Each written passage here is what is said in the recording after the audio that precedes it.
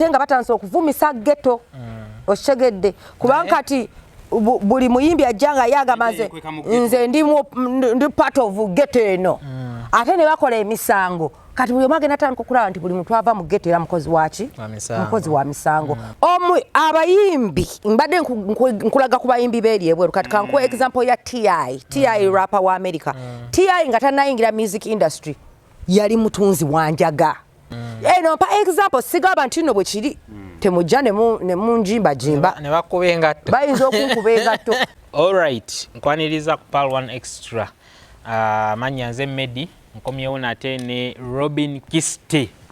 Robin science okulaba ku Pal One Extra nange nsanyise nnyo okubeera nga nkomyewo wano Medi obadde onchaye mnange gobadde nchaye kale Kisti TV.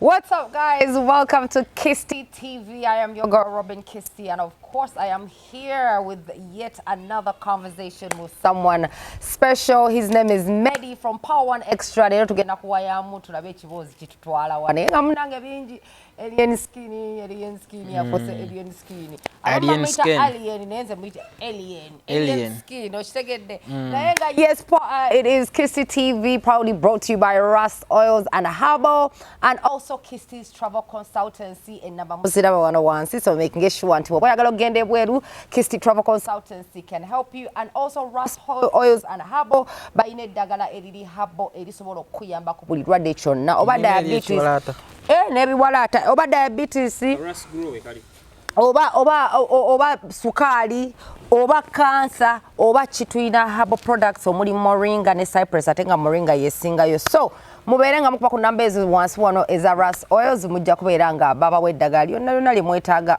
ku buli kirwadde kyoyagala in a natural way. It is the natural path to radiance. Okitegedde? All right. Munsasire munzijajabe ekiwala atandya kulanga kale. Ekiwala tanga sikiraba. Kwekiri nkibuzaabuza. Nkibuzaabuza kwekiri. Okay. Nafa bebiwala tamatujikidde. All right. Kale, Robin. Yes. Leero mbadde njagala abantu bangi boogedde nnyo ku alien. So gwe engeri gy'oli nti ebirowoozo byo bigazi. Nange mbadde njagala ekintu kino tukigaziyeemukko. Kuba alien yalabiddwako nga bakuba abasawo. Esawa zino ye indiscipline gye tulaba eriwo kale. Okitegedde okusinza ku mbeera eyabaddewo byonna byabaddewo naye ekyokuba abasawo kyekyasinza okuleeta obuzibu muffe abantu. Kakati mbadde nsaba twogere ku mpisa z'abayimbi bano kubanga tulaba nti alien azza abikola newakwadde leero yagombeddwamu bwala naye azze nga abikola. Tuyinamu abayimbi baani b'omanyi abalala abalina empisa embisi nagakubwa of course kanyamawo fe tugendera ku bye tuwulira of course fe datumanyi tino mawulire era nga mu kubo Chameleon ne bamutaddemu amaala juzi myezi nga siminje mabega naye ng'era ebyo byonna tuzze tubiwulira tewali atakoze eki atayogedde ku Chameleon discipline ekyo tukimanyi bali bati Chameleon ne discipline so kati ekyo si kipya. Ekya alien skin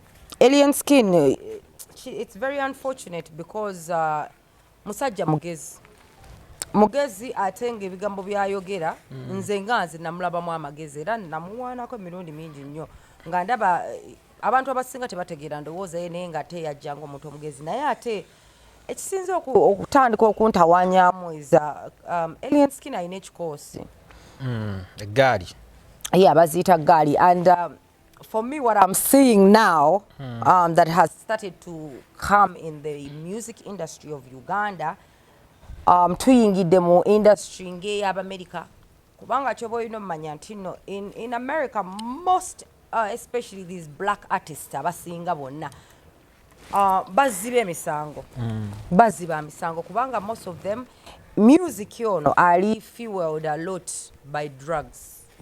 Era abantu abasinga music careers zaabwe bazibuildingire eri ebweru njogera ku eri ebweru mu America ngawe mmanyi bastandikira ku selling drugs ba drug cartels oshegede ba gangster abaddala kubanga jukira eri mu America ne mundu osobola okubeera ng'ogirina ng'eri registered ng'osobola ogikozesa kati eyange nagirekayo kubanga wano Uganda so ayingizawo omundu naye nga singa baali basobola singa ekyasi kwekiri wano okitegedde anzijukidde yasuubiza mbu omuntu alikwata ku mwana kabina ajja mukubesa ate mu kabina I'm working on having my license okitegedde kati kyendabye nti right now in this music industry especially with this whole Gaza simayanga pose wa alien skid bayitayo wa fangoni Gaza simayanga bishiye kati industry etandise okuleeta abayimbi nga ba gangster okitegedde nga ba gangster kati kubanga before there was never edda music industry eye Uganda there was never ntino banabe kamocha babifinga nabe Gaza oba Gaza ye Gaza eriruddawa Gaza eriwa lipanda yewa katwe kinyo so kati bitandisemu bire bya gangs nti bojja mu Gaza nga toli we Gaza bajja kukuba okitegedde batandise okuclaiminga toughs ensonga lwaki bali mu America bo claiming toughs is because drug dealing nti bwe tubafa abatundira mu kino ekifo actually ne kawempa waliyo tough empire bwe tubafa abatundira mu kino ekifo oli bali ba gangsters abati basobola kutundira mu kifo kyaffe naddala babeera let's for example mukamocha oba emachindi music industry etanso okufuuka ey'aba gangster okitegedde zezina zetanso okulaba estance naddala kati kubanga kati ne ku TikTok bolabako olaba nnyo nti no waliwo ebikosi bye Gaza bingi nnyo bivuma abafangoni beteeka mberaga zinnako mbusimanga nnako bikibishi bote balaga mundu balaga zino zinnako jango girabe okitegedde like music was in Uganda was never about beefing but now it has started being about beefing atenga bagenda tuuka ekiseera bette kyoba olina omanya kati eno instead ya alien skin sigenda kuyingira nnyo nti alien skin alina kye yakoze kubanga nze as far as I'm hearing the story nebye nnalabye ne ka video ke nnalabye nze mu ddwaliro alien samulabye yonna nnalaba kikosi kye sina we nnalabye alien ng'akuba naye ensonga lwaki nze nga nze wendowooza according to my analysis lwaki baamuyingiza because he's liable omuntu yafiiridde ewuwe and if I am very correct omuntu ono Joram ali mu gundi yaabwe mu camp yaabwe era abadde mbu avuga abaana okubatwala ku ssomero so because an accident happened at his home in his car or a vehicle that belongs to him he is liable abanauganda bayiga ekigambo liability.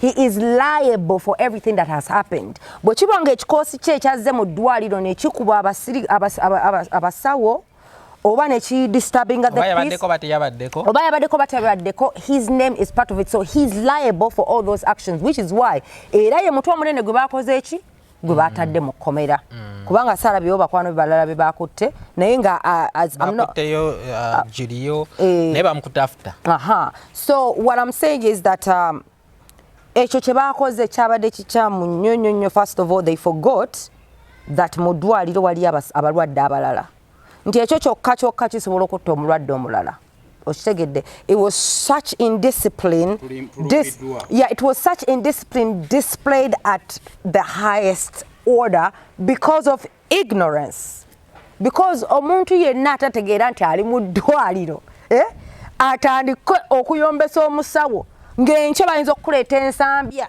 ng'omusawo yennyini yakuli katanda okitegedde it was such indiscipline but I'm not going to say it was alien skin because alien skin is a samulabyeyo okitegedde naye nga bakuruye era erinnya fangoni forest so he's liable which is why he's answerable for those actions okitegedde naye kati wano wenjagala okulaba kubanga omwami ono yayogera dda ku social media nti he's above the law nti ye takwatibwako ye ali above the law kati wano wetugenda okulabira ddala how above the law he is and indeed tugenda kumanya nti kubanga bagamba nti bantu bangi nnyo abakoze ebikolobero ne bagetting away with it okitegedde bwe bamuta nga otumanya munnange side gyakolera anti waliwo abagamba waliwo wali mugamba nti bajja muta ne bajja muta ng'alina endagaano z'akoze. Kati this is the thing, this is the thing. A lot of these musicians that abakola ebikolobero never getting off with it. They work for that side. We're not gonna lie, bonna bakolera side eyo. Oshegedde.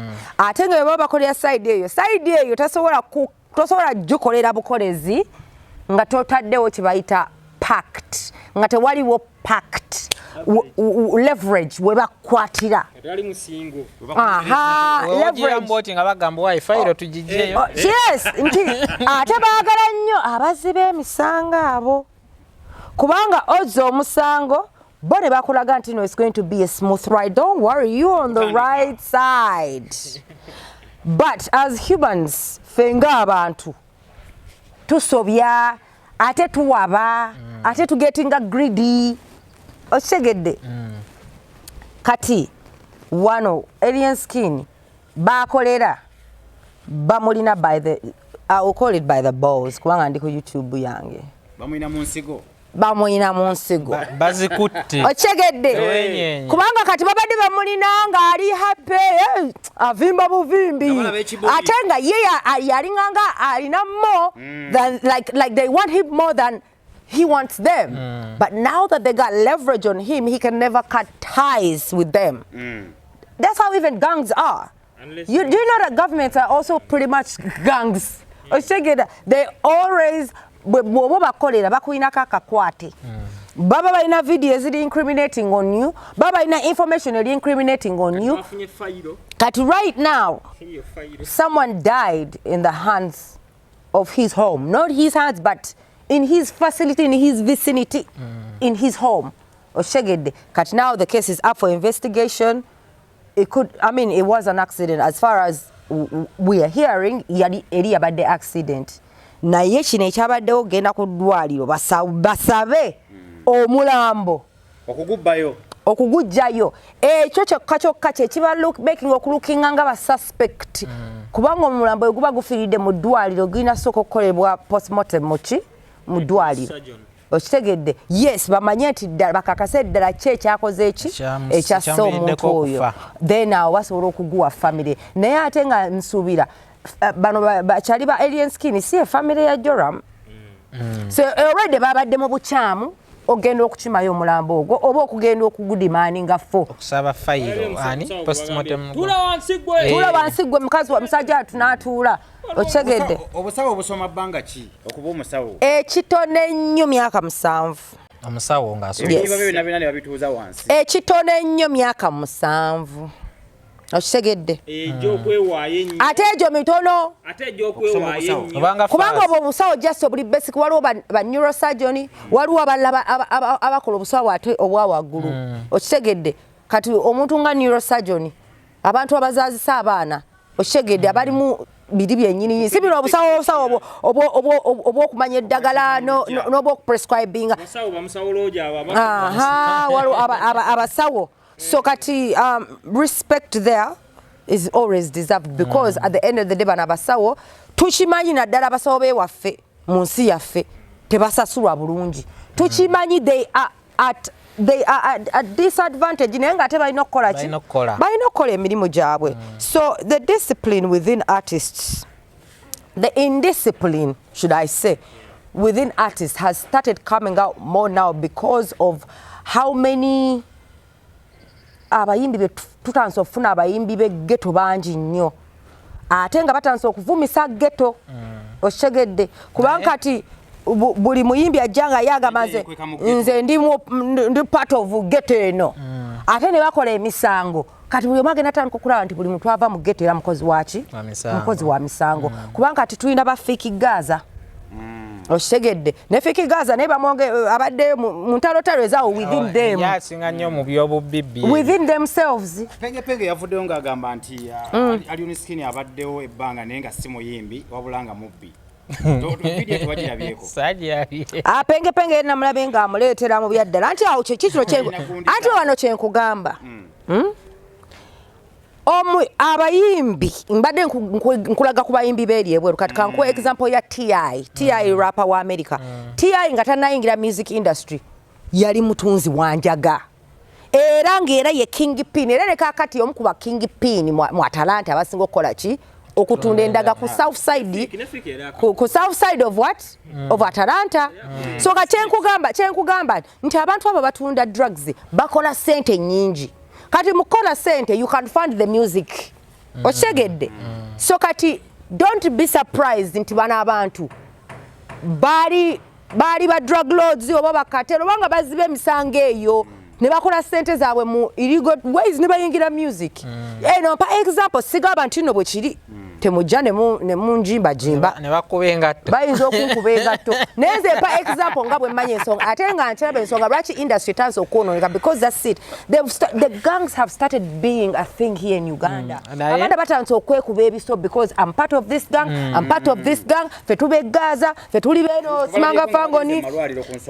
olira paraso yagambye Alien musibye wa bwerere bana abaana tubajja kukubo nga babadde babbi ne tubafunira ebyokukola azini okubeera ku gaali zaabwe era kyenvudde okugamba nti nze salabye Alien bonna Alien yabaddewo t-shirt ya green I think nga ali mu kwogera n'omusawo yadde atudde mu katebe naye ne yabadde wano ku bbali then omuvuka gwe yadde atuuza oyo omuvuka bye baakoze ebyo naye Alien yadde ali mu kwogera n'omusawo yabaddewo wano ewasooka onala video kati ekiriwo nti bana abaana be bateeka ku gaali zaabwe era nga bwe nkugambye liability eri ku ggwe eggaali yaani kwali buli kituukawo okigedde kati kubanga bw'okuba omuntu ng'olire boosi wosi abakuwadde gundi okukuba okigedde because era baliwo nga ba security ye they are there it's security simanga eggaali oshegede anti ayinza osanga abafiki Gaza nga bangi naye waba n'abangi wano babadde bagenze mu ddwaliro naye babaliisa ki I feel like babaliisa balina ssente Alien alina ssente gwaliyoleko video mu fangoni nga teriyo baana nga teriyo bantu so it is become industry etanse okuyingiramu ba gangsters be Uganda bali kubanga nze nalabaka video saakalabye bebi nga Alien agamba mbu kana kalango ka polisi fe bampitani alishi nedda ine ekigambo kye yakozesa mercenary he said nze ndi mercenary actually waliwo yagambidde n'agamba bwe mubanga mwagala okumanya engeri abantu gye babassa muleeni mutupangise tubayambe right kati omuntu wagamba nti mercenary kitegeeza ki gangster ganga leader ganga lord actually yagambye abana batankadda muziganga zaabwe babadde babeera muganga zaabwe kati bayingidde music industry and that's how they still running it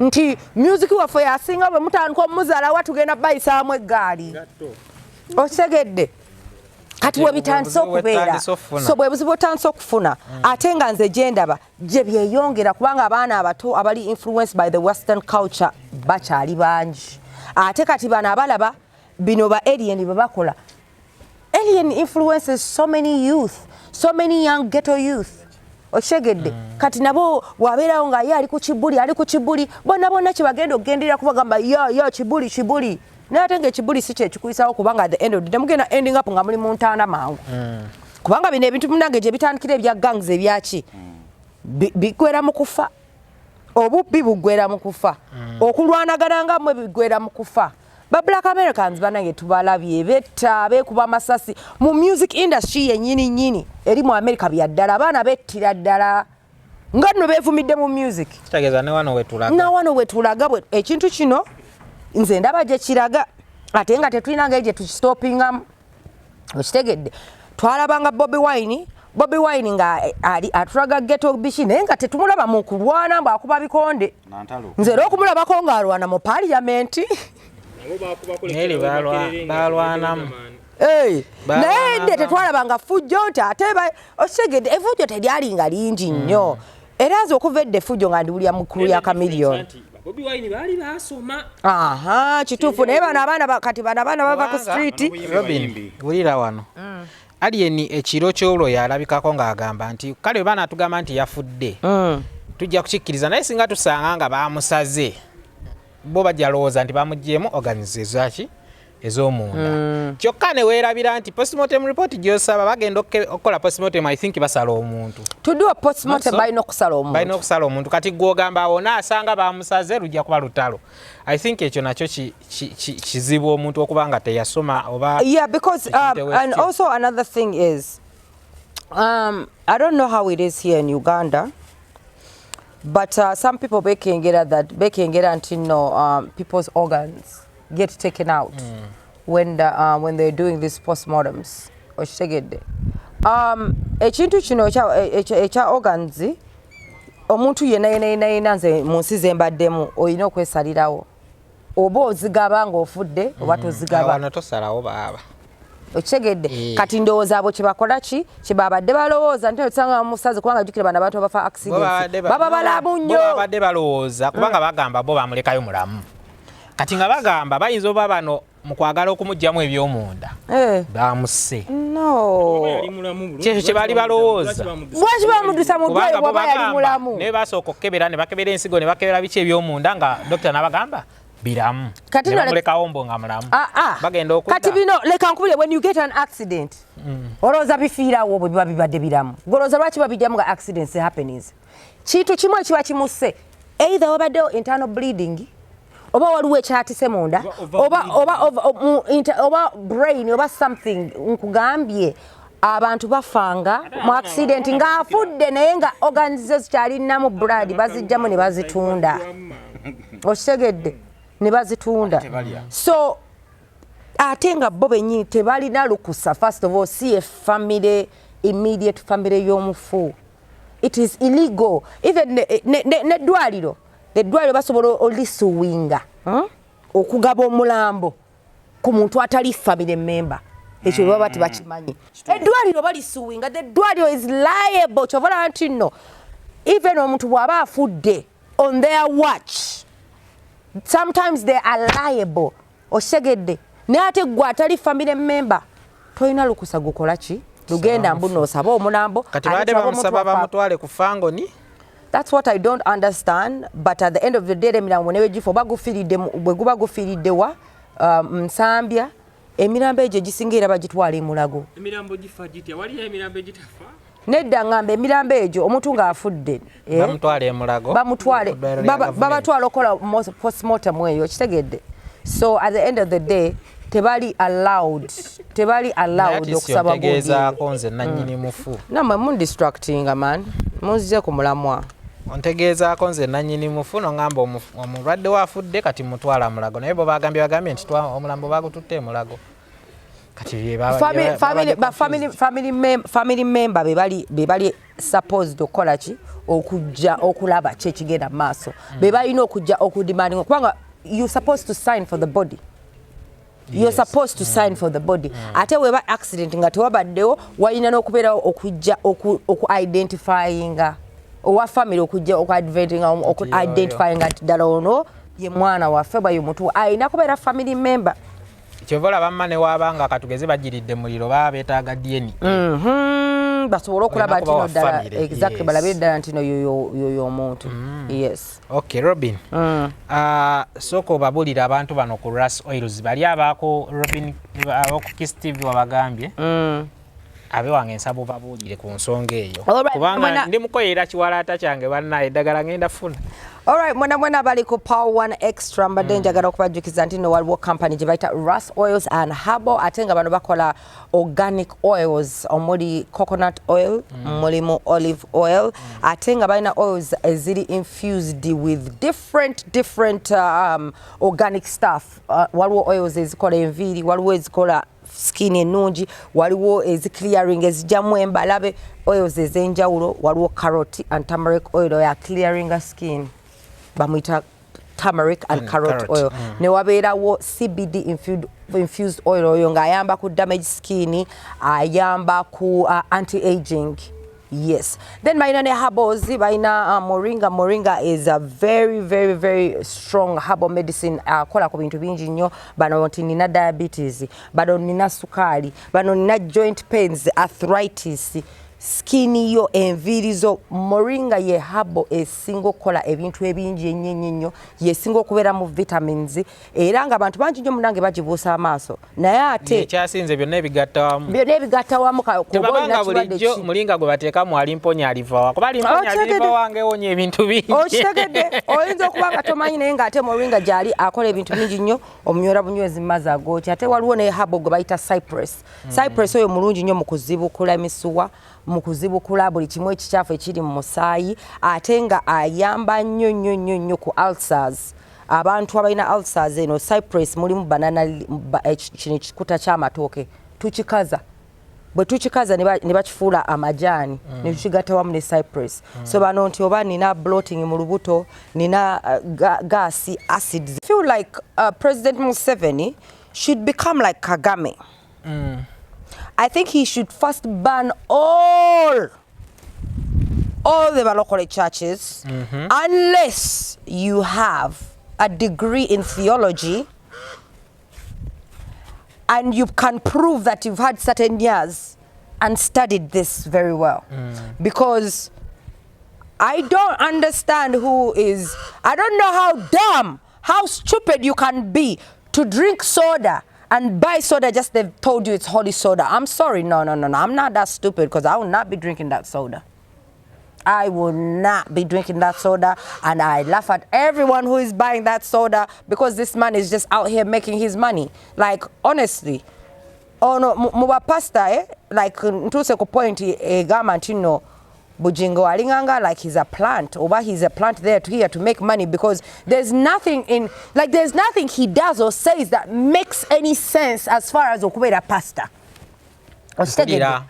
Nze abantu basirise neze nedda nze nkikoye omusajja ebintu byakola mwana avudde ku mulamwa gwoleta otya soda n'ogamba abantu tino no holy soda agenda kuwonya buli ndwadde wakiri mugule moringa kuba kimanyi ava mu ttaka moringa ate si musabe moringa akola eddagala lyennyini tewatogasooka musabira. So omanyi soda, first of all, soda has so much sugar, it does more harm than good to your body than anything. Soda talina nakuweebwa bwana bwo bw'okwata Coca-Cola n'oyiwa mu toilet agirongoosa teddamu kuwunya. No, agirongoosa bw'ebeera ng'ebadde ina plaque n'emuggyako. That means the chemicals in soda are bad. So how can you come here on a pulpit and tell me that this holy soda is going to heal your diseases? Are you stupid? Gwawuliriza oli musiru. Soda sukaali ayonoona amannyo mubi nnyo kuffe ffenna wadde tumunywa. Soda is not good for your diet at all. And this man is busy selling us soda for 50 kembu to heal our diseases. Come on, get out of here with that nonsense, man. Ali mu business ne ekisinga okunyiiza bali mu kutwala sente z'abantu under false pretense, and this is what they call false prophets. Because ebintu bino babyogeranga mu Bible nti many false prophets are going to come. To me, I believe this nigga is one of the false prophets that I've seen with my own bare eyes. Like with my own bare eyes. Don't come for me. Temunonako naye nga tulina okwogera ebituufu ebiriwo. Forget Kadani oyo muyaye atalina Kanadi agenda bazimbira. Forget about Kanan, forget about Pentagon. Teriyo. Pentagon yagambye banaalonda Museveni ne bamuzaako awo balabika Pentagon baaligizi. Yo foolery gwe mbagamba. Yo no foolery gwe mbagamba. Honestly, let's tusooke tukwate obutuli ku maaso tubujjeko. Because for anybody who is there, I gamba nti your pastor waddala like something must be wrong with your brain. Waddala nakubula bannange. Nze mmanyi Grace Lubega kubanga oyo gye nsabira oyo ye mutegera kubanga wa myaka gyaffe buli mulokole amanyi pastor we ate naye nedda kye nkugamba buli mulokole amanyi pastor we naye tweyawule mu ndiga n'embuzi. Tuve mu kubeera endiga n'embuzi tubeere abantu okyegedde kubanga tetuli ndiga. Nze siri ndiga ate siri mbuzi era nze siri ndiga nsaba naye siri ndiga kubanga endiga ze ziri ewa Bugingo. Fe abantu tuli wa bapasita abatabba bantu kubanga nze toyinza kuŋŋamba nze nsomye ebitabo byange toyinza kuŋŋamba nti no soda asobola okuwonya omuntu ekintu kyonna ne bw'aba asabiddwa soda alimu obuchafu bungi nnyo ku mubiri gwo. It does more harm to your body than good. So you cannot tell me nothing. You know me, what I think is that they're brainwashed, because there's brainwashing and there's hypnotizing. Waliwo hypnosis, and hypnosis is kind of like brainwashing. Omuntu asobola okutta bw'oyingira muli mu room and they hypnotize you, so everything they say you just believe, everything he say you do. Maybe he does hypnosis because kituufu asobola okwera nga yasoma maybe hypnosis nga he hypnotizes those people to do the stuff they make them do there. Like, how do you go no sabira mu kifo nga kiri so muddy, you get yourself dirty, you save up money for years and years, and then there ain't no church, and you still go there religiously? Like, come on, like, what are we doing? I'm confused, man. Nze ndi confused.